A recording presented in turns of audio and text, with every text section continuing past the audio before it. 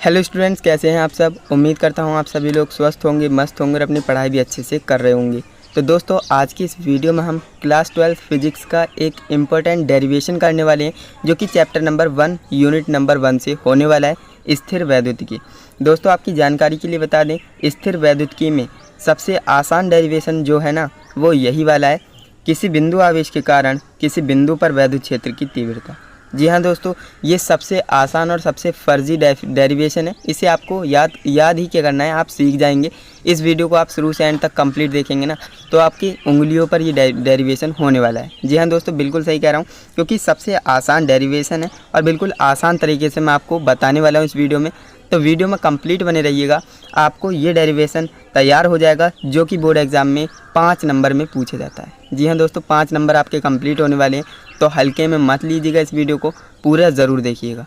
तो चलिए दोस्तों, बिना टाइम वेस्ट के वीडियो शुरू करते हैं। दोस्तों, जैसा कि मैंने आपको बताया, ये डेरिवेशन आपका सबसे ईजी डेरिवेशन है, तो ईजी तरीके से ही मैं आपको बताने वाला हूँ, कॉम्प्लिकेटेड नहीं करेंगे। तो आप देखिए, यूनिट 1 जो कि आपकी स्थिर वैद्युतिकी है, जो कि आप जानते ही हैं। तो यहाँ पर देखिए, डेरिवेशन का नाम आपको पता होना चाहिए कि किस तरह से ये पूछा जाएगा बोर्ड एग्जाम में, है ना, तभी तो आप लिख पाएंगे। अदरवाइज आप नहीं लिख पाएंगे, आपको पता ही नहीं लगेगा कि कहाँ से ये डेरिवेशन आया है, किस चैप्टर से आया है। तो ये आपको पता होना चाहिए, है ना। किसी बिंदु आवेश के कारण किसी बिंदु पर वैद्युत क्षेत्र की तीव्रता, जहाँ पर भी वैद्युत क्षेत्र की तीव्रता की बात आ जाए ना, वो चैप्टर 1 ही होगा, ये आप याद रखेंगे। तो यहाँ पर आप देखिए, डेरिवेशन हमसे क्या कहता है। तो फ्रेंड्स, सबसे पहले हम जो है इसका डायग्राम पर फोकस करेंगे, डायग्राम को समझेंगे, देन उसके बाद हम थ्योरी लिखेंगे। जैसा कि मैं आपको बताता हूँ कि आपको सबसे पहले डायग्राम पर फोकस करना होता है। अगर आपका डायग्राम अच्छा भी है ना, और आपने थ्योरी में बनाकर भी लिख दिया बोर्ड एग्जाम में, तब भी आपको फुल मार्क्स मिल जाएंगे। ऐसा मैं क्यों बोल रहा हूँ, क्योंकि देखिए, बोर्ड एग्जाम में जो एग्जामिनर होता है, कॉपी चेक करता है, उसके पास इतना टाइम नहीं होता है कि वो आपकी ये थ्योरी पढ़ेगा, है ना। तो वो सरसरी निगाहों में जल्दी से पढ़ लेता है कि क्या बच्चे ने लिखा है, कैसा लिखा है ना। तो मैंने आपको बता दिया, जो एग्जामिनर होगा वो आपका डायग्राम देखेगा, ना कि थ्योरी। अगर आपका डायग्राम में मिस्टेक हो गई ना, तो आपके नंबर डेफिनेटली कट जाएंगे। अगर आपका डायग्राम सही है और थ्योरी आपने बनाकर भी लिख दी है ना, तो भी चल जाएगा, है ना, ये आप याद रखेंगे। तो फ्रेंड्स, सबसे पहले हम समझेंगे कि हमारे पास एक आवेश है, जो कि +Q आवेश है। यहाँ पर आप देख सकते हैं +Q आवेश है, जो कि बिंदु A पर रखा है। इस तरह से आपको याद रहना चाहिए कि कहाँ पर किस आवेश को रखना है। तो हमारे पास +Q आवेश है, जो कि बिंदु A पर रखा है, और इससे R दूरी पर एक बिंदु B है। याद रखिएगा, A बिंदु पर हमारा +Q आवेश रखा है, और इस A से R दूरी पर एक बिंदु B है, जिस पर +Q0 आवेश रखा है। इस बिंदु पर ही हमें वैद्युत क्षेत्र की तीव्रता ज्ञात करनी है। इतना ही आपको लिखना है, कुछ नहीं। देखिए, मैंने आपको बताया था ये डेरिवेशन काफ़ी आसान है, और मैं आसान तरीके से ही आपको बताऊंगा कैसे बनाना है। देखिए, सबसे पहले आपको जो है A पॉइंट बनाना है, बिंदु A बनाना है, जिस पर आपको +Q आवेश को प्रदर्शित कर देना है। एंड इसके बाद R दूरी पर जाएंगे। ज़रूरी नहीं R दूरी इतनी होगी, आपकी जो कॉपी में इतनी भी हो सकती है, इतनी भी हो सकती है, तो वो मैटर नहीं करता है ना। तो R दूरी पर बिंदु B है, जिस पर +Q0 आवेश है। यहाँ पर 0 लगाया इसलिए नॉट हो जाएगा। ओके, दोनों में अंतर है, ये आप याद रखेंगे। ये धन परीक्षण आवेश होता है और ये आवेश होता है पॉजिटिव, है ना। यहाँ पर आप देखिए, मैंने आपको बोला एक बिंदु A है, जिस पर +Q आवेश रखा है, और इससे R दूरी पर बिंदु B है, जिस पर +Q0 आवेश रखा है, और इसी पॉइंट पर हमें जो है वैद्युत क्षेत्र की तीव्रता ज्ञात करनी है। F का मतलब होता है वैद्युत बल। अब आप कहेंगे ये बल इधर इसी डायरेक्शन में क्यों लग रहा है ना, ये आपके दिमाग में डाउट आ सकता है, तो इसको मैं क्लियर कर देता हूँ। देखिए, ये भी पॉजिटिव है, ये भी पॉजिटिव है ना, नॉट से मतलब नहीं है, पॉजिटिव ये भी है, पॉजिटिव ये भी है। तो आप जानते हैं, जब दोनों आवेश समान प्रकृति के होते हैं, तो वो एक दूसरे को प्रतिकर्षित करते हैं ना, रिपल करते हैं। अगर दोनों आवेश विजातीय प्रकृति के होते हैं, यानी कि एक प्लस एक माइनस होता है, एक पॉजिटिव एक नेगेटिव होता है, तो वो एक दूसरे को अट्रैक्ट करते हैं ना। तो फ्रेंड्स, यहाँ पर आप ध्यान से देखेंगे तो ये भी धनावेश है और ये भी धनावेश है, यानी दोनों समान प्रकृति के हैं, सजातीय प्रकृति के हैं, तो एक दूसरे को रिपल करेंगे। तो इसलिए जो इसका बल होगा ना, वैद्युत बल, वो बाहर की तरफ लगेगा, ना कि अंदर की तरफ। अंदर की तरफ तब लगता है जब यहाँ पर माइनस होता है, यहाँ पर प्लस होता, ये यहाँ पर प्लस होता है, यहाँ पर माइनस होता, तो यहाँ पर जो है अंदर की ओर लगता है। लेकिन ये भी पॉजिटिव है, ये भी पॉजिटिव है, इसलिए जो है समान प्रकृति के हैं, इसलिए जो है बाहर की ओर, यानी रिपल कर रहा है ना, तो इसलिए बाहर की ओर वैद्युत बल लगेगा। ये F न्यूटन वाला बल नहीं है, ये वैद्युत बल है। ओके, क्योंकि हम स्थिर वैद्युत की पढ़ रहे हैं, तो आप याद रखिएगा, इतना आपको समझ में आ गया होगा। मैंने आपको डायग्राम भी समझा दिया, आपका डाउट भी क्लियर कर दिया। अब यहाँ पर थ्योरी लिखना कोई बड़ी बात नहीं है। जी हाँ दोस्तों, कोई बड़ी बात नहीं है, आप समझ गए। जो आपने यहाँ पर लिखा है ना, जैसा बनाया है एज इट इज़ छाप देना है। फ्रेंड्स यहाँ पर हमें माना फलाना लिखना होता है। तो देखिए, माना एक आवेश Q बिंदु A पर रखा है, जो कि मैंने आपको बताया था। इससे R दूरी पर एक बिंदु B है, जहाँ पर प्लस Q0 आवेश रखा है। इस बिंदु पर ही वैद्युत क्षेत्र की तीव्रता यानी E ज्ञात करनी है। माना माध्यम का प्रवैद्युतांक क्या है, ये आप लिख सकते हो हर डेरिवेशन में ना, जो कि आपका इस वाले चैप्टर में है, उसमें आप लिख सकते हो माना माध्यम का प्रवैद्युतांक क्या है। ओके, इतना आपको समझ में आ गया होगा बिल्कुल अच्छे से, है ना। तो चलिए अब हम आगे बढ़ते हैं। आगे बढ़ेंगे तो यहाँ से हमारा डेरिवेशन स्टार्ट हो जाता है। देखिए, सबसे पहले हमें डायग्राम पर फोकस करना है, देन उसके बाद कैलकुलेशन पे फोकस करना है। थ्योरी पे हमें उतना ध्यान नहीं देना है। मैंने आपको बताया है कई बार डेरिवेशंस में, ये अगर ट्रिक आप फॉलो करेंगे ना, तो आपके डेरिवेशन के एक भी मार्क्स नहीं कट हो सकता, ये मैं 100% कह सकता हूँ। तो यहाँ पर आप देखिए, कूलाम के नियम से अब हमने इतनी चीज़ तो लिख दी, बना दी। अब हम कूलाम का नियम लगाएंगे। कूलाम के नियम से, अब आपने ऐसा तो है नहीं कि कूलाम का नियम ना पढ़ा हो, हालांकि डेरिवेशन आसान है। तो इसमें जो है डेरिवेशन में हमारा कूलाम्स लॉ लगने वाला है, कूलाम का नियम लगने वाला है, ये आप याद रखेंगे। तो कूलाम का नियम क्या होता है? कूलाम का नियम होता है F बराबर 1/4πε0 के into Q1 Q2 upon R²। यही तो होता है ना। अब आप कहेंगे Q0 कहाँ से आ गया, उसमें तो Q1 Q2 होता है। तो आप बिल्कुल सही सोच रहे हैं। यहाँ पर देखिए, हमने डायरेक्ट किया है थोड़ा सा। F बराबर 1/4πε0 के into Q1 Q2 upon R², ये हमारा कूलाम का नियम होता है, बिल्कुल होता है। लेकिन यहाँ पर Q0 इसलिए आया है क्योंकि देखिए, दो आवेश है हमारे पास, Q1 Q2। हम इसे Q1 मान लेते हैं, इसे हम Q2 मान लेते हैं। बिल्कुल मान सकते हैं, आप कहेंगे बिल्कुल मान सकते हैं। अब यहाँ पर देखिए, F बराबर 1/4πε0 के इंटू Q0 अपॉन R², यानी Q1 हमने इसे माना था, Q2 इसे माना था, तो इसलिए हमने लिख दिया Q0 अपॉन R²। ये आपको समझ में आ गया होगा, कूलाम का नियम हमने लगा दिया। फ्रेंड्स, अब आपको वैद्युत क्षेत्र की तीव्रता का फार्मूला भी याद होना चाहिए। जी हाँ दोस्तों, इसमें दो ही फॉर्मूलेज लगेंगे एंड आपका डेरिवेशन क्लियर हो जाएगा, यानी फिनिश हो जाएगा। यहाँ पर देखिए, वैद्युत क्षेत्र की तीव्रता आपने पढ़ रखा होगा कि किसे कहते हैं, इसकी परिभाषा क्या होती है, इसका फॉर्मूला क्या होता है ना, वो सब आप जानते हैं। E बराबर F/Q0, ये आपका जो है फॉर्मूला होता है किसका, वैद्युत क्षेत्र की तीव्रता का फॉर्मूला होता है E बराबर F/Q0। ये हमारी इक्वेशन 1 हो जाएगी। ध्यान दीजिएगा, इसे हमने इक्वेशन 1 मान लिया है। तो चलिए अब हम नेक्स्ट देख लेते हैं, नेक्स्ट स्टेप हमारा क्या होने वाला है। तो दोस्तों, जैसा कि मैंने आपको बताया, कूलाम का नियम और वैद्युत क्षेत्र की तीव्रता का फॉर्मूला दोनों आपको याद हैं, तो ये डेरिवेशन फिनिश हो जाएगा। तो फ्रेंड्स, अब आप यहाँ से देखिए, F का मान समीकरण 1 में रखने पर जो आपका F का मान आया था ना, F बराबर 1/4πε0 के इंटू Q0 अपॉन R², यही तो था ना। तो हम कर रहे हैं, F का मान समीकरण 1 में रखना है। समीकरण 1 क्या थी? E बराबर F/Q0 थी, बिल्कुल थी।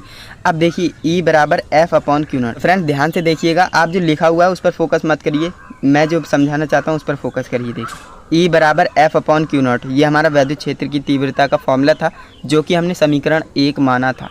तो E बराबर F/Q0 था, बिल्कुल था।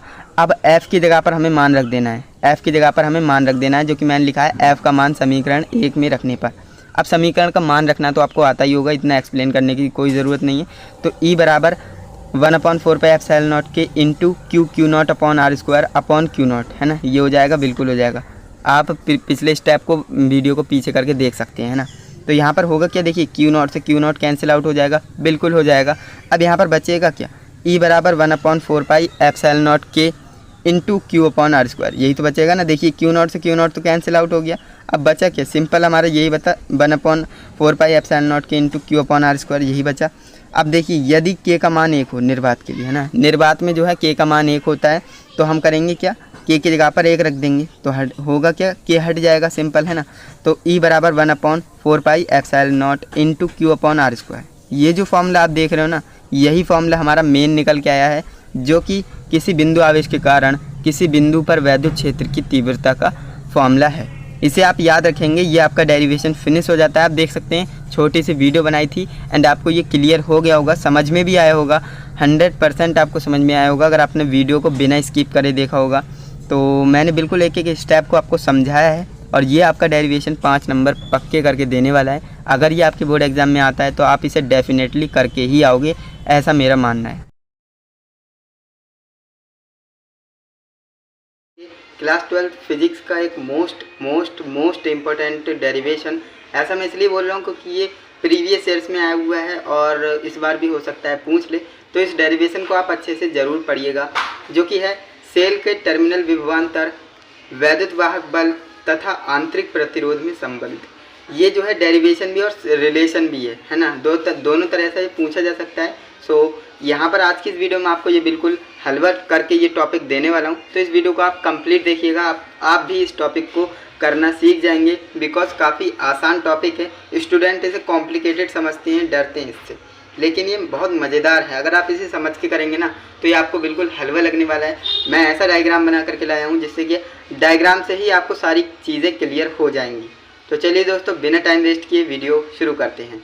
तो दोस्तों, सेल के टर्मिनल विभवांतर, वैद्युत वाहक बल तथा आंतरिक प्रतिरोध। सबसे पहले आपको ये जानना है कि मैंने बोल क्या क्या दिया है ना। टर्मिनल विभवांतर क्या होता है, वैद्युत वाहक बल क्या होता है और आंतरिक प्रतिरोध क्या होता है ना। अगर आपको यही पता नहीं होगा तो आप कैसे किसी डेरिवेशन को कर पाएंगे, है ना। तो यहाँ पर आप देखिए टर्मिनल विभवांतर।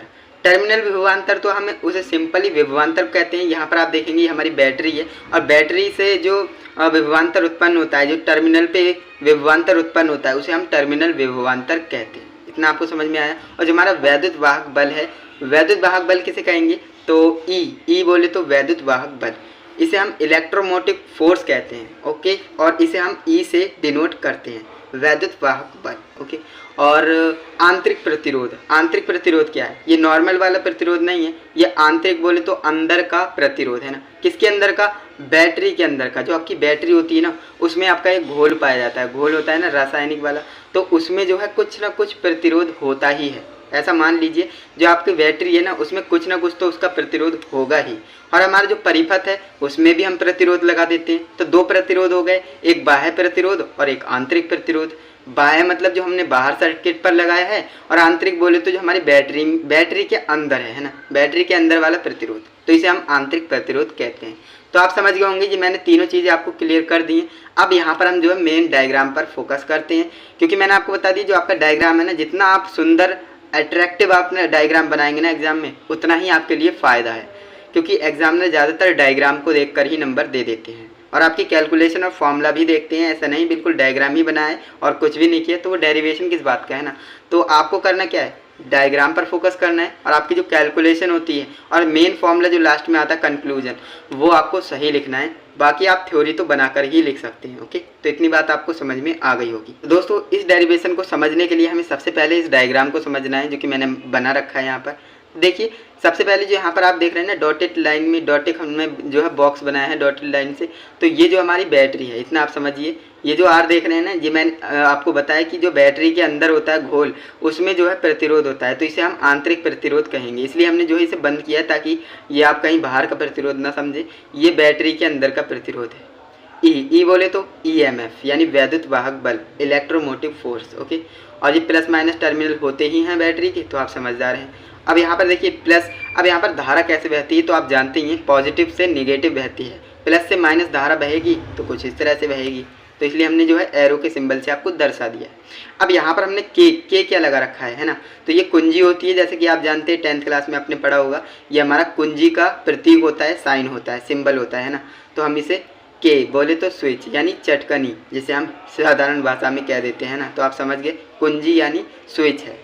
और ये जो हमने आर बनाया है, ये वाला जो हमारा बाह्य प्रतिरोध है। अब देखिए हमने दोनों को डिफरेंट कर दिया। यहाँ पर हमने स्मॉल आर लिखा है और यहाँ पर हमने कैपिटल आर लिखा है, ताकि हमें कन्फ्यूजन ना हो कि कौन सा बाह्य है कौन सा आंतरिक है। तो आंतरिक प्रतिरोध को हमेशा जो है स्मॉल आर से लिखेंगे, और जो आपका बाह्य प्रतिरोध होगा उसे हम कैपिटल आर से लिखेंगे। ये भी आप ध्यान रखेंगे, अदरवाइज आपका जो है न्यूमेरिकल जो आप करेंगे या फिर डेरिवेशन करेंगे तो वो गलत हो जाएगा, है ना। अब आगे बढ़ते हैं। तो यहाँ पर भाई ए क्या है, तो ए जो है हमारा एमीटर होता है। जैसे कि आप जानते हैं कि हमारा जो एमीटर है वो हम श्रेणी क्रम में लगाते हैं, राइट। तो इतना आप समझते हैं, तो इसलिए हमने जो है ए बोले तो एमीटर यहाँ पर लगा दिया है। तो आप समझ गए। अब यहाँ पर आप देखेंगे, आगे बढ़ते हैं। तो आगे बढ़ेंगे तो कुछ नहीं, यहाँ पर हमारा बैटरी में दोबारा जो है करंट चला जाएगा, ये हो जाएगा, है ना। अब यहाँ पर देखिए वी क्या है यहाँ पर, तो ये हमारा वोल्टेज है। जैसे मैंने आपको बता दिया विभवांतर, टर्मिनल विभवांतर, ये यहाँ अब देखिए वोल्ट मीटर है, सॉरी ये, तो ये वोल्ट मीटर है, तो इसलिए ये समांतर क्रम में लगाया गया है। यानी विभवांतर। ओके, तो ये आप ध्यान रखेंगे। सो फ्रेंड्स, डायग्राम को तो हमने अच्छे से समझ लिया है। इसकी थ्योरी लिख देंगे। थ्योरी में कुछ भी नहीं लिखना है, जो मैंने आपको बताया है सिंपल वही लिखेंगे।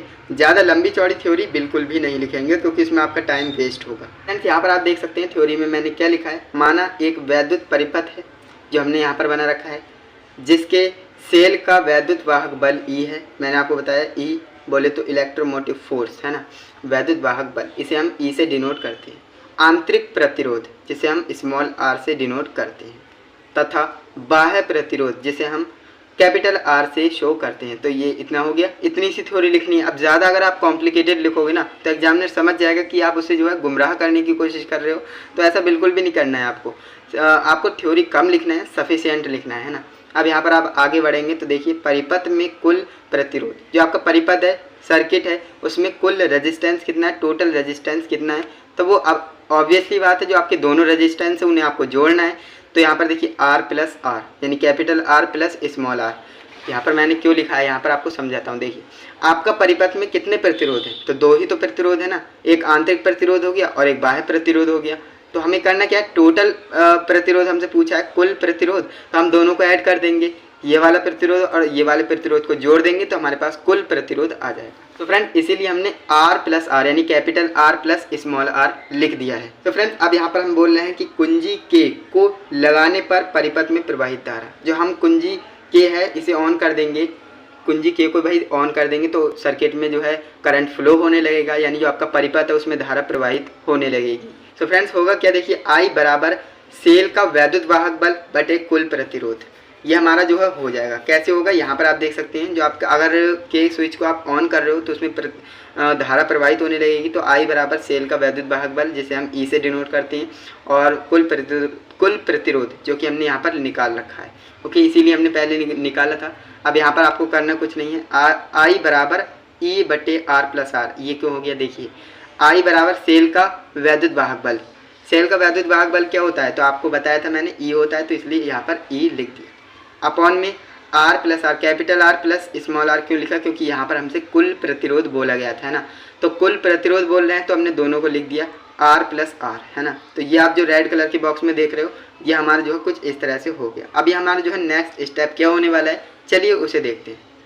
सो फ्रेंड्स, हमारा जो नेक्स्ट स्टेप होने वाला है वो कुछ इस तरह से होगा, IR plus IR is equal to E। ऐसा क्यों फ्रेंड्स, हमारा जो फॉर्मूला था वो था I बराबर E अपॉन R। यहाँ पर मैं लिख देता हूँ I बराबर E अपॉन R। R बोले तो capital R plus small r, यही तो था ना।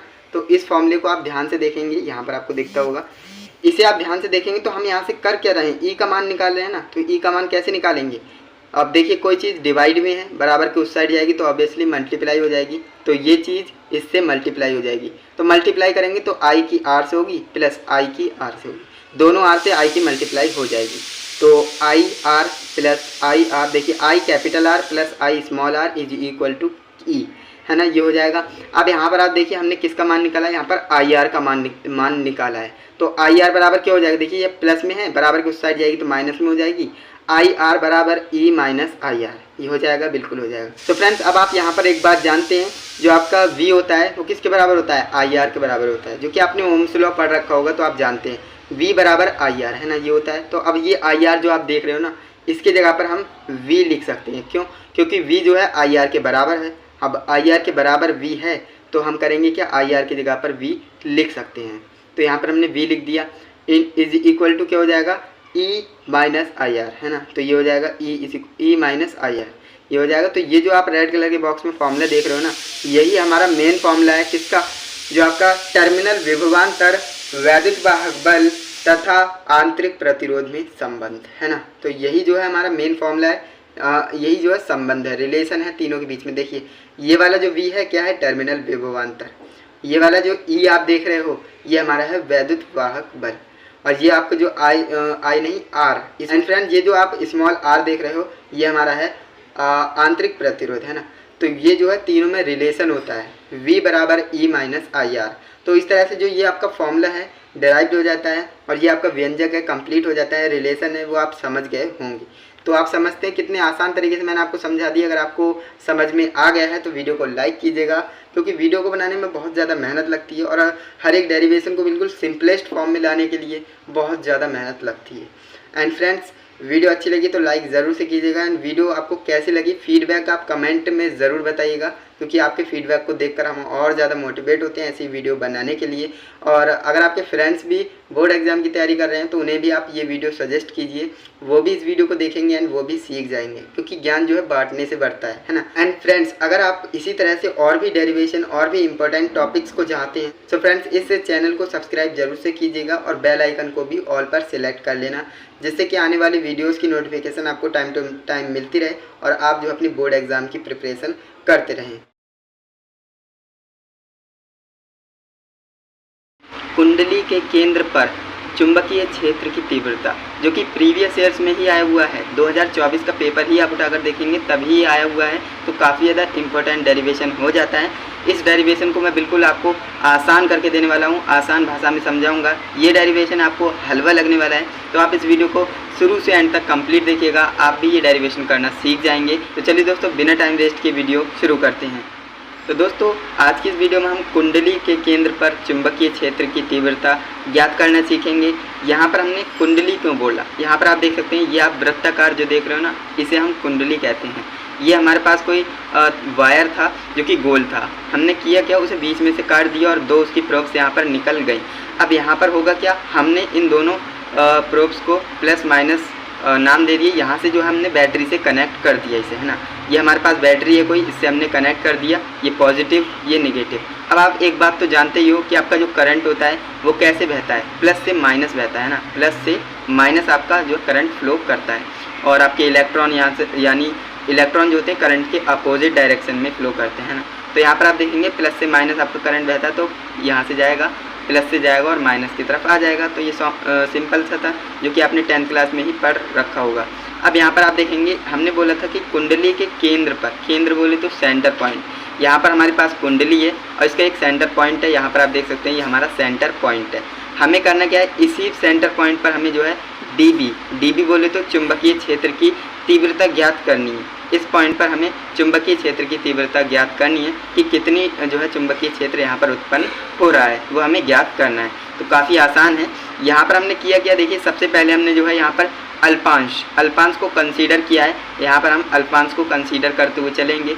यहाँ पर अल्पांश को कंसीडर की तो आप कहेंगे जो आपका बायो सेवर्ट्स लॉ है वो भी हमारा अल्पांश पर ही लागू होता है ना। तो इसलिए यहाँ पर जो है हमने अल्पांश को कंसीडर किया है। डीएल बोले तो बहुत ही अल्पांश छोटा सा है ना। तो यहाँ पर आप देखेंगे, यहाँ से जो हमने केंद्र तक की दूरी को क्या माना, आर। यहाँ से यानी कि जो अल्पांश है उससे केंद्र बिंदु की दूरी है कितनी है, आर है। केंद्र बिंदु को हमने पी नाम दे दिया और यहाँ पर हमें डीबी बोले तो चुंबकीय क्षेत्र ज्ञात करना है। और जो थीटा है वो 90 होगा, क्यों, क्योंकि यहाँ पर आप देखेंगे यहाँ से जो है ये 90 डिग्री बनेगा। अब यहाँ पर प्रैक्टिकली मैं आपको समझा था, लेकिन यहाँ पर वायर नहीं था तो इस वजह से मैं नहीं ला पाया। आप यहाँ पर समझने की कोशिश करिएगा, यहाँ पर 90 डिग्री का थीटा बनेगा, ये आप समझ सकते हैं, क्योंकि यहाँ से जो है 90 डिग्री का सेंटर पॉइंट से जो है 90 डिग्री का थीटा बनेगा, कोण बनेगा। ओके, तो इतनी बात आप समझ गए होंगे। चित्र में ज़्यादा कुछ था नहीं, तो मैंने आपको डायग्राम एक्सप्लेन कर दिया है। अब आते हैं थ्योरी पर, जो कि मैंने आपको बता दिया कि थ्योरी आपके लिए उतनी ज़्यादा इंपॉर्टेंट नहीं होती है, जो आपका डायग्राम है वो ज़्यादा इंपॉर्टेंट है as compare to theory. Okay, तो यहाँ पर आप देखेंगे, माना एक वृत्ताकार कुंडली है, जो कि हमने मान लिया कि एक हमारे पास वृत्ताकार कुंडली है। ओके, जिसकी त्रिज्या आर है, जो कि मैंने आपको बता दिया भाई सेंटर पॉइंट है। सेंटर से परिधि तक की दूरी कितनी होती है, तो आर है। तो यहाँ पर हमने आर मान लिया और इसमें जो है आई धारा प्रवाहित हो रही है। यहाँ पर जो है हमने आई करंट को फ्लो कराया है। ओके, अब यहाँ पर आप नेक्स्ट पढ़ेंगे तो हमें इस कुंडली के केंद्र यानी पी, ये केंद्र सेंटर पॉइंट है जो कि हमने पी एज्यूम किया है, इस पर जो हमें चुंबकीय क्षेत्र यानी बी ज्ञात करना है।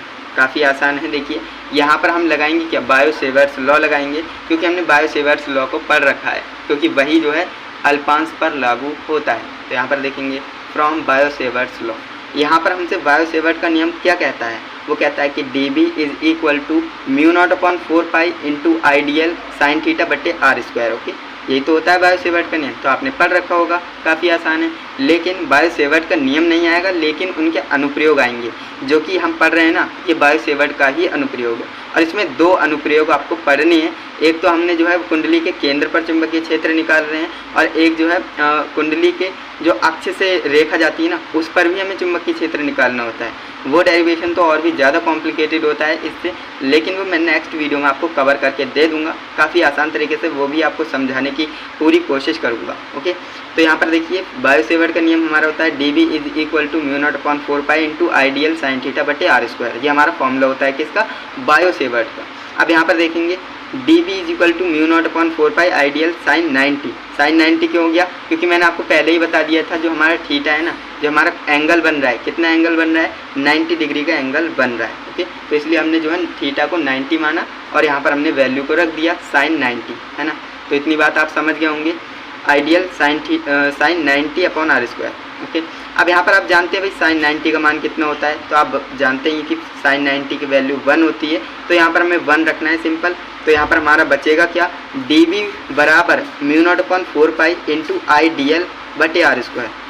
साइन थीटा आपका हट जाएगा, क्यों? क्योंकि वो 90 डिग्री था, और साइन 90 का मान जो होता है वो 1 होता है, और 1 से किसी चीज़ की मल्टीप्लाई करते हैं तो वो एज इट इज़ रहती है। तो dB बराबर μ0/4π इंटू आइडियल बटे r²। ये हमारा जो है आ जाता है, लेकिन ये हमारा मेन फॉर्मूला नहीं है। मेन व्यंजक अभी हमें निकालना है, इंटीग्रेशन करना होगा। सॉरी फ्रेंड्स, यहाँ पर आपको दिख नहीं रहा था, मैं पढ़ाने की जो है भावनाओं में खो गया था, जिस वजह से यहाँ पर मैं जो है कैमरे में इसे रिकॉर्ड नहीं कर पाया। तो यहाँ पर एक बार दोबारा आपको एक्सप्लेन करूँगा। यहाँ पर देखिए dB is equal to μ0/4π into ideal sine theta बटे r² था, लेकिन साइन थीटा हमारा कितना है? 90 है। तो साइन 90 का मान कितना होता है? 1 होता है, और 1 की किसी भी चीज़ से मल्टीप्लाई करते हैं तो वो एज इट इज़ रहता है ना। तो यहाँ पर हमारा क्या हो जाएगा? dB बराबर μ0/4π इंटू आइडियल बटे r²। ये हमारा हो जाता है, लेकिन ये हमारा मेन फॉर्मूला नहीं है। मेन फॉर्मूला भी हमें निकालना है, कैसे? इंटीग्रेशन करके। काफ़ी स्टूडेंट को इंटीग्रेशन से डर लगता है, लेकिन इतना डरने वाली बात नहीं है, बिकॉज हम हैं तो क्या गम है। तो चलिए अब मैं आगे नेक्स्ट स्टेप आपको बताने वाला हूँ, बिल्कुल आसान तरीके से बताऊँगा। इंटीग्रेशन देखकर आप जो वीडियो को छोड़कर मत जाइएगा, आपको बिल्कुल आसानी से समझाने वाला हूँ। सो फ्रेंड्स, यहाँ पर आप देख सकते हैं, अतः संपूर्ण कुंडली के कारण उत्पन्न चुंबकीय क्षेत्र, यानी जो आपकी संपूर्ण कुंडली थी ना, पूरी कुंडली की बात कर रहे हैं। पहले देखिए हमने जो है अल्पांश के कारण निकाला, अल्पांश के कारण हमने निकाल लिया, जो कि हमारा आ गया था dB बराबर μ0/4π इंटू आइडियल बटे r²। ये हमारा आ गया था। लेकिन अब हमें जो है संपूर्ण कुंडली, यानी पूरी जो कुंडली थी ना आपकी, उसका हमें जो है उस पर उत्पन्न चुंबकीय क्षेत्र की जो है तीव्रता हमें ज्ञात करनी है। तो ऑब्वियसली बात है, जो आपका इंटीग्रेशन होता है ना, वो संपूर्ण के लिए ही लगाते हैं। अगर किसी पूरी चीज़ के लिए बात करते हैं तो वहाँ पर इंटीग्रेशन होता है, और कहीं पर छोटी चीज़ के लिए बात होती है वहाँ पर अवकलन यानी डिफ्रेंसिएशन होता है। इस बात को आप याद रखेंगे। मैथ वाले स्टूडेंट तो समझ रहे होंगे, बट यहाँ पर बायो वाले स्टूडेंट्स को थोड़ी समस्या हो रही होगी, लेकिन डरने की कोई बात नहीं है। मैं आपको बिल्कुल आसान तरीके से समझाने की पूरी कोशिश कर रहा हूँ। यहाँ पर मैंने आपको बता दिया, जब आप जो है किसी संपूर्ण चीज़ के बारे में बात करेंगे तो वहाँ पर इंटीग्रेशन का यूज़ करेंगे। तो यहाँ पर इंटीग्रेशन करना है, आपको कुछ भी नहीं करना है। ये जो फार्मूला आप देख रहे हो ये प्रीवियस वाला है, जो कि हमने अल्पांश के कारण निकाला था चुंबकीय क्षेत्र, है ना। अब हम जो है संपूर्ण के कारण निकाल रहे हैं, तो इसका जो है इंटीग्रेशन कर देना है। इंटीग्रेशन कैसे करना है? देखिए, ये जो आपका साइन है वो इंटीग्रेशन का है। Integration of dB is equal to integration of μ0/4π into ideal बट्टे r²। ये हमारा हो जाएगा। अब यहाँ पर देखिए dB, अब यहाँ पर मैथ्स वाले तो समझ रहे होंगे, बट बायो वालों के लिए मैं एक ट्रिक बताना चाहूँगा। जो आपका इंटीग्रेशन होता है उससे d हट जाता है। ओके, ऐसे समझिए, जो आपका इंटीग्रेशन है उससे आप d काट देंगे, है ना। तो बचेगा क्या? b बचेगा। b बराबर μ0/4π। अब देखिए कांस्टेंट तो बाहर आ जाता है। आप जानते हैं कि आपका इंटीग्रेशन जो होता है उसमें कांस्टेंट की कोई इज्जत नहीं होती है, तो कांस्टेंट जो है बाहर आ जाएगा। μ0/4π बाहर आ गया, इंटू I/r²। ये भी हमारा कांस्टेंट है, तो ये भी बाहर आ जाएगा। लेकिन जो हमारा dl है ना, dl ये हमारा कांस्टेंट नहीं है, तो इसको हमने इंटीग्रेशन अभी करना है। कैसे करेंगे? देखिए, b बराबर, अब यहाँ पर b लिखेंगे ना कि db, क्योंकि d यहाँ पर हट चुका है, क्योंकि हमने इंटीग्रेशन से d को हटा दिया है। b बराबर μ0/4π इंटू I/r² इंटू, अब यहाँ पर देखिए मैंने आपको बताया जो आपका इंटीग्रेशन है उससे d हट जाएगा, तो इंटीग्रेशन से d हटाएंगे, बचेगा क्या? l। तो यहाँ पर हमने l लिख दिया। अब आगे बढ़ेंगे तो होगा क्या? यहाँ पर आप देखेंगे b बराबर μ0/4π इंटू I/r² इंटू 2πr। अब आप कहेंगे ये 2πr बला कहाँ से आ गई? तो यहाँ पर सिंपल सा रीज़न ये है कि क्योंकि l बराबर 2πr। अब यहाँ पर आप जानते हैं कि भाई वृत्त की परिधि कितनी होती है, तो वृत्त की परिधि आपने पढ़ रखी होगी, जो आपने 9th-10th में ही पढ़ लिया होगा। वृत्त की परिधि 2πr के बराबर होती है। तो यहाँ पर जो है परिधि की बात हो रही है एल के मतलब, तो यहाँ पर जो है एल आ जाएगा, है ना। एल बराबर 2πr हम रख सकते हैं, तो यहाँ पर हमने रख दिया।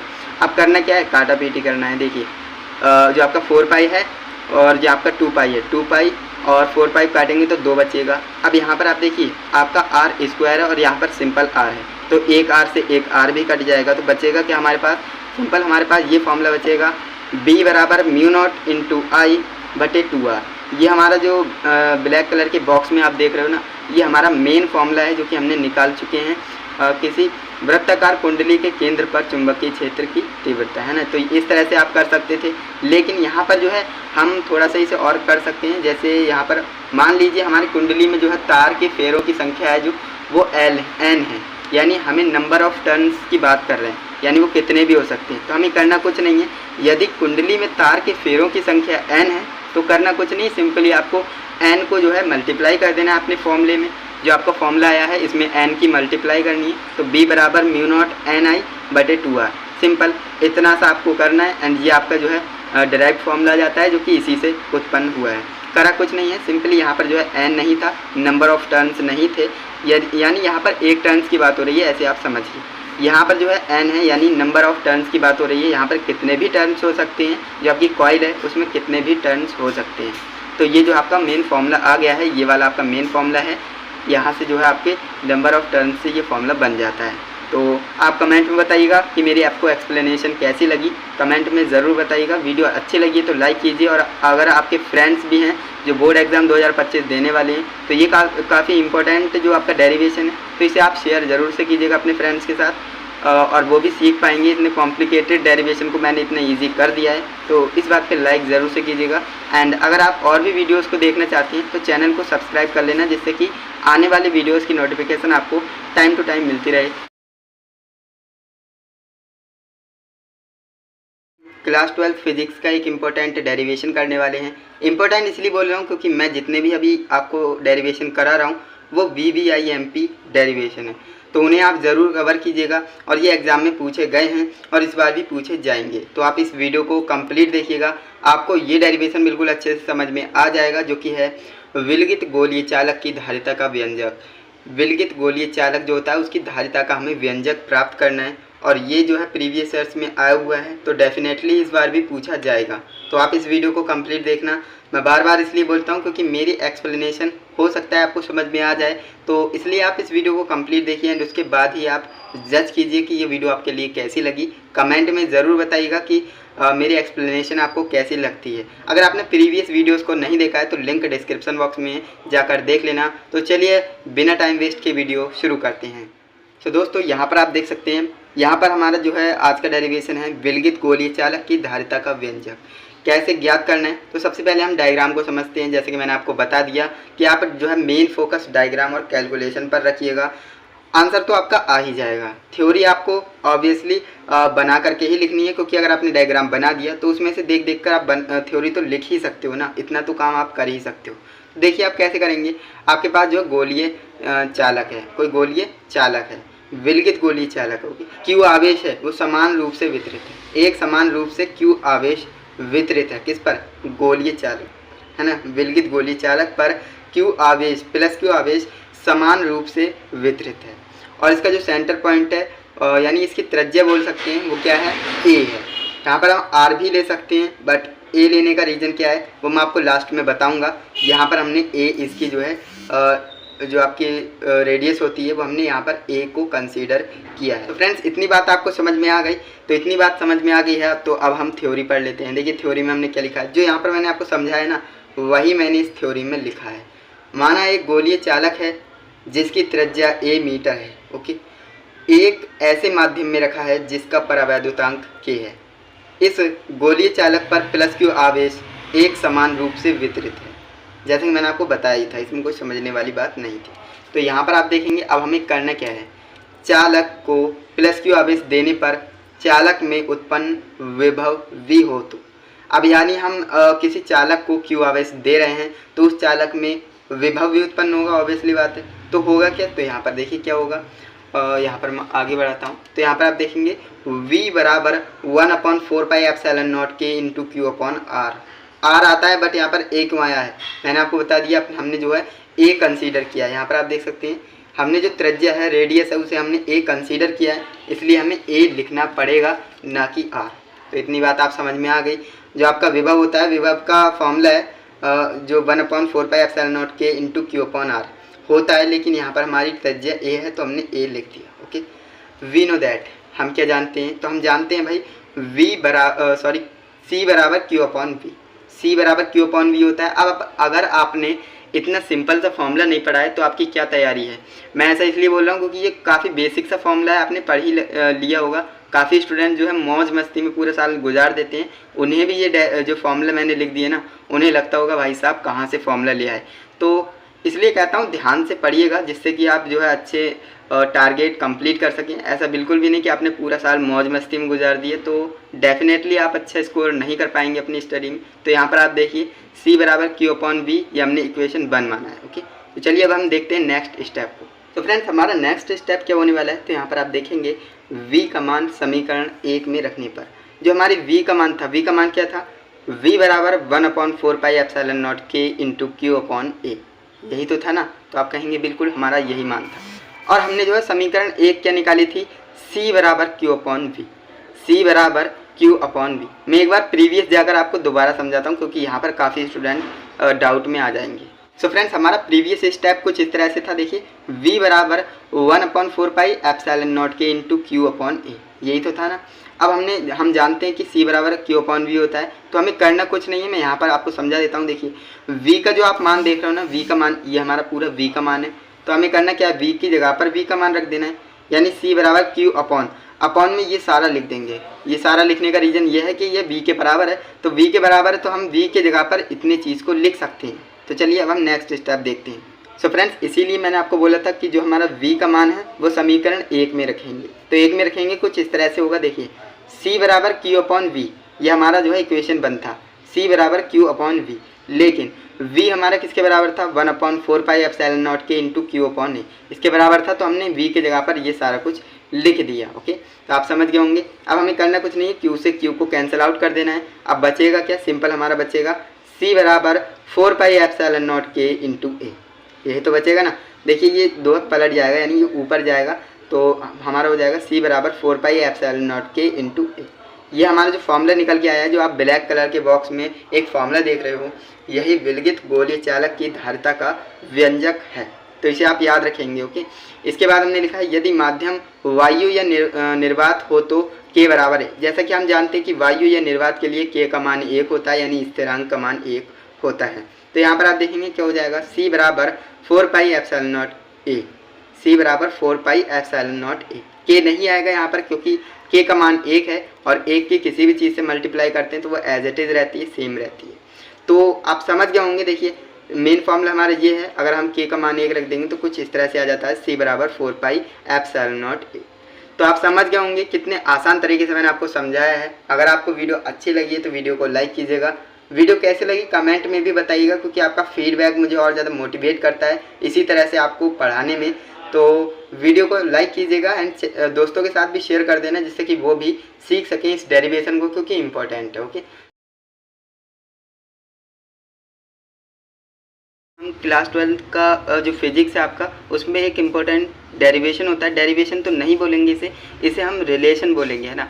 रिलेशन किसके किसके बीच में, ई और वी के बीच में हम रिलेशन आज के इस वीडियो में पढ़ेंगे कि जो आपका वैद्युत क्षेत्र की तीव्रता होता है और जो आपका वैद्युत विभव होता है, इन दोनों में क्या संबंध है, क्या रिलेशन है, वो आज की इस वीडियो में मैं आपको बताने वाला हूँ। और बिल्कुल आसान भाषा में आपको आसान तरीके से आपको समझाऊंगा। ये बिल्कुल आपको हलवा लगेगा, और अगर आपके एग्ज़ाम में ये आ जाता है ना, तो आप इसे आप मुस्कुराते हुए कर देंगे। तो दोस्तों यहाँ पर आप देखेंगे जो आपका वैद्युत क्षेत्र की तीव्रता है उसे हम ई से डिनोट करते हैं, ई से दर्शाते हैं।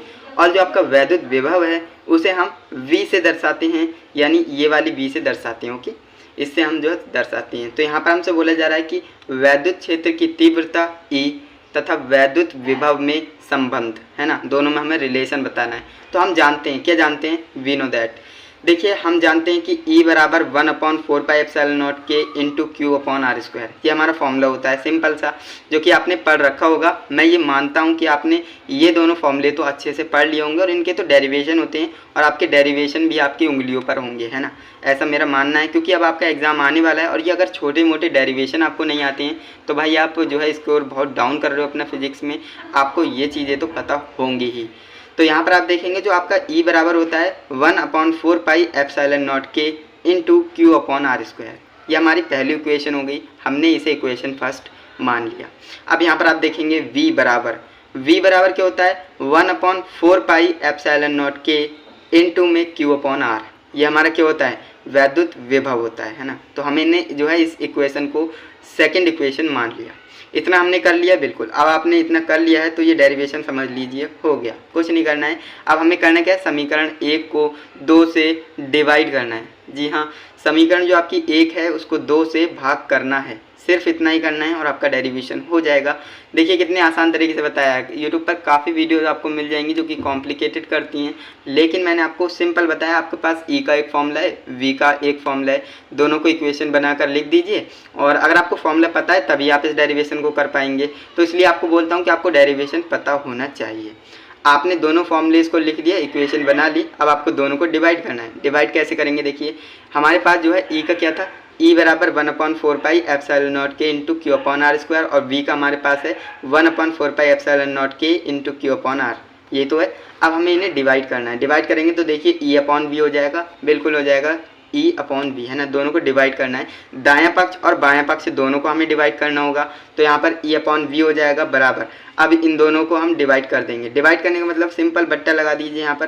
तो होगा क्या, देखिए 1/4πε0 के इंटू Q/r इंटू 1/r। ऐसा मैंने क्यों लिखा, ऐसा मैंने इसलिए लिखा ताकि आपको समझ में अच्छा है। यहाँ पर Q देखिए यहाँ पर क्या था Q/r², है ना। तो हम इसे इस तरह से भी लिख सकते हैं, बिल्कुल आप कहेंगे लिख सकते हैं। देखिए Q/r² है तो हम इसे कुछ इस तरह से लिख सकते हैं Q/r इंटू 1/r। अगर इसे गुणा करेंगे तो Q/r² होगा, बिल्कुल। तो हमने इसे इसलिए लिख दिया ताकि आपको समझाने में आसानी हो। बटे अब यहाँ पर अपॉन लगा दिया, यानी कि भाग का सिंबल है। अब यहाँ पर देखिए सेकंड वाली इक्वेशन है, उसे हमें डिवाइड करना है। तो देखिए 1/4πε0 के इंटू Q/r। ये Q/r था तो यहाँ पर Q/r लिख दिया। अब करना क्या है, काट पीटी करना है, सिंपल। देखिए 1/4πε0 के से 1/4πε0 के कैंसिल आउट हो जाएगा, Q/r से Q/r कैंसिल आउट हो जाएगा, बचेगा क्या 1/r। सो फ्रेंड्स यहाँ पर करना क्या, देखिए E/V बराबर क्या हो जाएगा 1/r। यही तो बचा है हमारे पास। देखिए E/V बराबर 1/r, यही हमारे पास बचा है तो हमने लिख लिया। अब यहाँ पर होगा क्या, देखिए E का मान हमें निकालना है। तो E का मान कैसे निकालेंगे, E देखिए यहाँ पर डिवाइड में है, वहाँ पर मल्टीप्लाई में हो जाएगा। तो E बराबर V इंटू 1/r हो जाएगा, बिल्कुल। क्योंकि कोई चीज़ डिवाइड में होती है और बराबर के दूसरी तरफ जाती है तो वो इंटू में हो जाती है, यानी गुणा में हो जाती है। तो यहाँ पर देखिए E बराबर V इंटू 1/r हो जाएगा। अब यहाँ पर करना क्या है, देखिए मल्टीप्लाई कर देनी है। तो E बराबर क्या हो जाएगा, E बराबर V/r हो जाएगा, E बराबर V/r। तो ये जो आप फॉर्मूला देख रहे हो येलो कलर के बॉक्स में, तो ये आपका जो फॉर्मूला है वही जो है रिलेशन है दोनों के बीच में, E और V के बीच में रिलेशन है। जो आपका वैद्युत क्षेत्र की तीव्रता है बोले तो E, और जो आपका वैद्युत विभव है बोले तो V, इन दोनों को जो है रिलेशन क्या है इन दोनों के बीच में, तो वो ये रिलेशन है E बराबर V/r। ये आपका रिलेशन है। ये एग्जाम में भी दे सकता है कि भाई ऑब्जेक्टिव में भी दे सकता है कि इन दोनों में रिलेशन क्या होता है, फॉर्मूले को इधर उधर करके दे देगा। तो अगर आपको फॉर्मूला भी याद है ना, तो फॉर्मूला तो याद करना ही करना है। ऐसा मैं इसलिए बोलता हूँ, देखिए ऑब्जेक्टिव बनेगा तब भी आपका फॉर्मूला वहाँ पर काम आएगा, और अगर फॉर्मूला बेस्ड न्यूमेरिकल बन रहा है तो वहाँ पर भी आपको फॉर्मूला काम में आएगा। तो इसलिए आपको फॉर्मूला तो याद करना ही करना है। और ये जो आपको डेरिवेशन है कैसा लगा, डेरिवेशन नहीं बोलेंगे इसे हम रिलेशन बोलेंगे ना। तो ये रिलेशन आपको कैसा लगा दोनों के बीच में, यानी एक्सप्लेनेशन कैसी लगी। देखिए डेरिवेशन और ये रिलेशन वगैरह यूट्यूब पर काफ़ी वीडियोस आपको मिल जाएंगी, बट मैंने जिस तरह से बताया है आप बताएंगे कि ये वीडियो में मैंने जिस तरीके से बताया है वो तरीका आपको कैसा लगा। अगर आपको पसंद आया है तो कमेंट्स में बताइएगा ज़रूर, और अगर आपको वीडियो अच्छी लगी है तो वीडियो को लाइक ज़रूर कीजिएगा और अपने दोस्तों के साथ भी शेयर कर देना, जिससे कि वो भी हर एक चीज़ को आसानी से समझ पाएँ, है ना। क्योंकि ये छोटी मोटी चीज़ें आपके एग्ज़ाम में आ जाती हैं और आप नहीं कर पाते हो, तो इसलिए मैंने ये वीडियो प्रोवाइड की है, जिससे कि आप देखकर सीख सकें और एग्ज़ाम में आ जाए तो आप लिख सकें, है ना। तो चैनल को सब्सक्राइब कर लेना, क्योंकि आने वाली वीडियोज़ आपको तभी मिलेंगी जब आप चैनल को सब्सक्राइब करके रखेंगे। हम क्लास 12 फिजिक्स का एक इम्पोर्टेंट डेरिवेशन पढ़ने वाले हैं, जो कि है समांतर प्लेट संधारित्र में संचित ऊर्जा। जी हाँ दोस्तों, ये डेरिवेशन काफ़ी ज़्यादा इम्पोर्टेंट है और ये जो है ज़्यादातर पूछे जाने वाला डेरिवेशन है। समांतर प्लेट संधारित्र में संचित ऊर्जा का हमें व्यंजक प्राप्त करना है ना।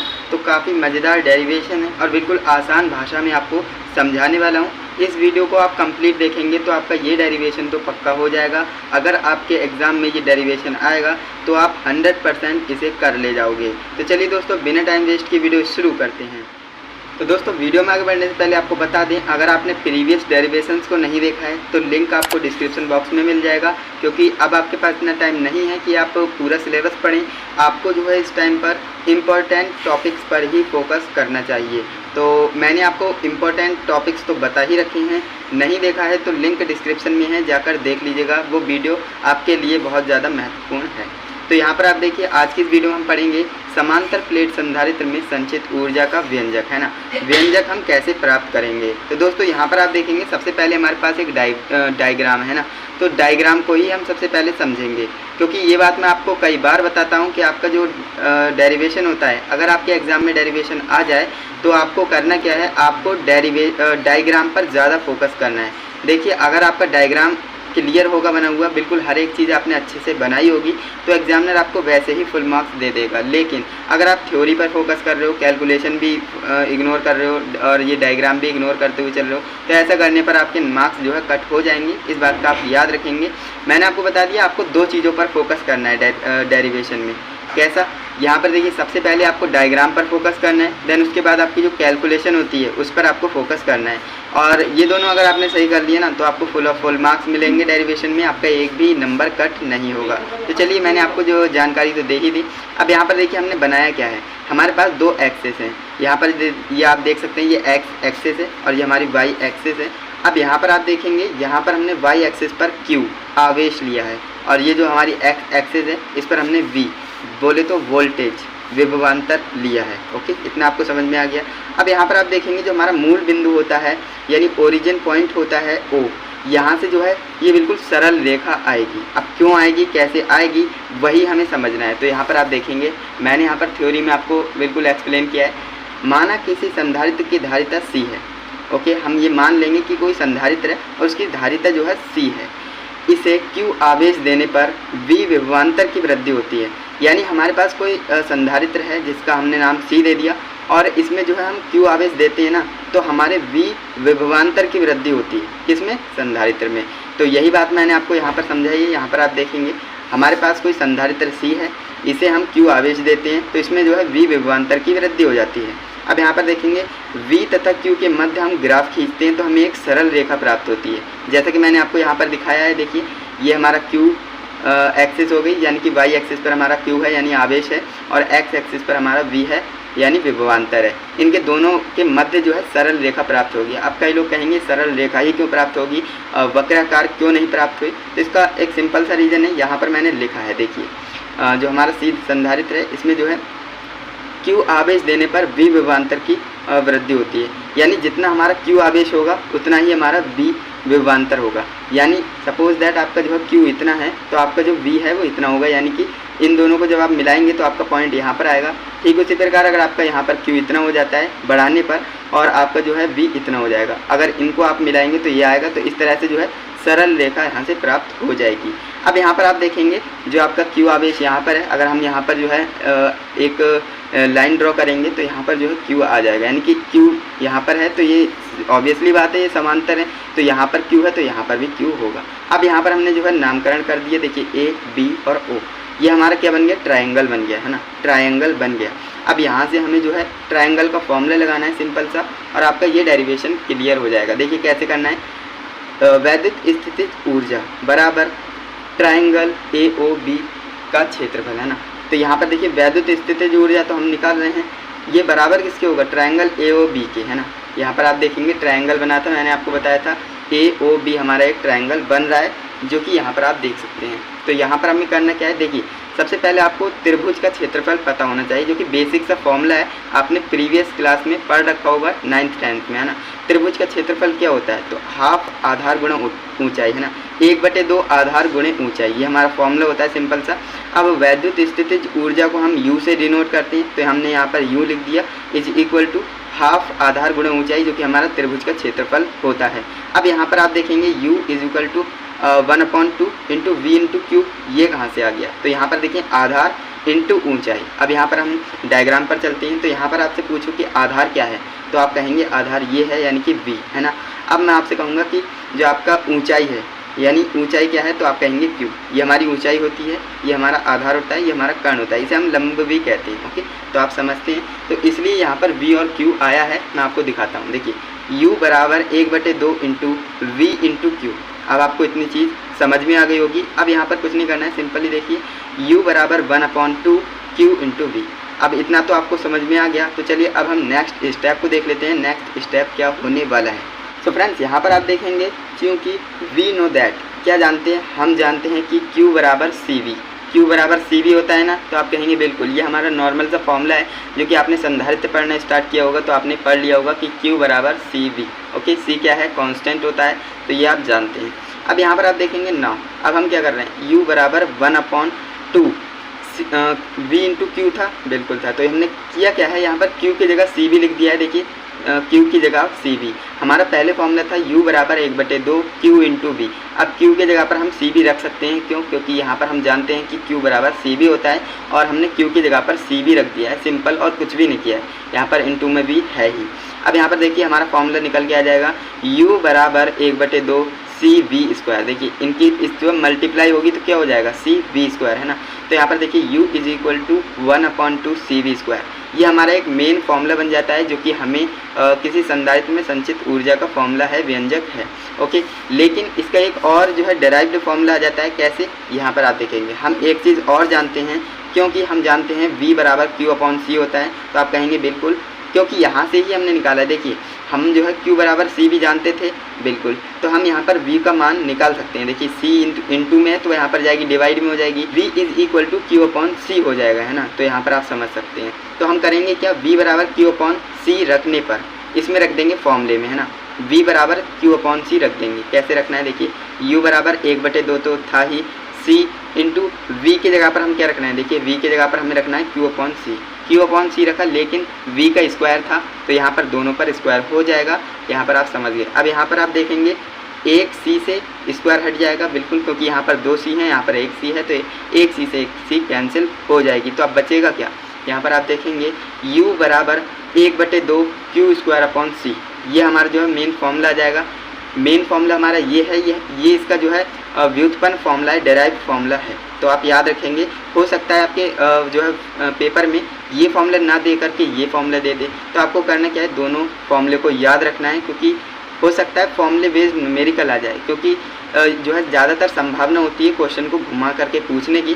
तो दोनों फॉर्मूला आप याद रखेंगे तो होगा क्या, वो कितना भी क्वेश्चन घुमा करके देगा तो आप उसे ईजिली अटैम्प्ट कर पाएंगे और उसे अच्छे से सॉल्व कर पाएंगे। तो यहाँ पर आप देख सकते हैं मेन फॉर्मूला आपका है U is equal to half CV², है ना, और आपका इसका डायरेक्ट फॉर्मूला हो जाता है U is equal to half Q²/C, तो ये आपका फॉर्मूला हो जाता है। तो इस तरह से आपका जो ये डेरिवेशन है वो कंप्लीट हो जाता है। आप देख सकते हैं कितने आसान तरीके से मैंने आपको बताया है, ज़्यादा थ्योरी भी नहीं लिखवाई है, क्योंकि मैंने आपको बता दिया डेरिवेशन में आपको थ्योरी पर फोकस बिल्कुल भी नहीं करना है। थ्योरी तो आप बना करके भी लिखेंगे तो भी चलेगा, लेकिन आपका जो कैलकुलेशन होती है, जो आपके डेरिवेशन में कैलकुलेशन होती है, मेन फोकस आपका उस पर ही होगा। और आपका जो डायग्राम होता है वो डायग्राम आप अच्छे से बनाइएगा, क्योंकि एग्जामिनर ज़्यादातर जो है डायग्राम को ही चेक करता है, थ्योरी इग्नोर करके चलता है, क्योंकि उसके पास इतना टाइम नहीं होता है। आप भी समझ सकते हो, एक एग्जामिनर को कॉपी चेक करने के पैसे मिलते हैं, तो आप समझ सकते हो सारी चीज़ें, है ना।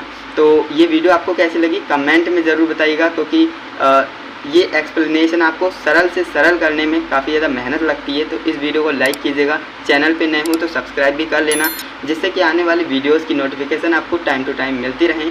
तो चलिए दोस्तों, आज के लिए बस इतना ही, मिलते हैं नेक्स्ट इंपॉर्टेंट टॉपिक के साथ, तब तक के लिए जय हिंद, वंदे मातरम।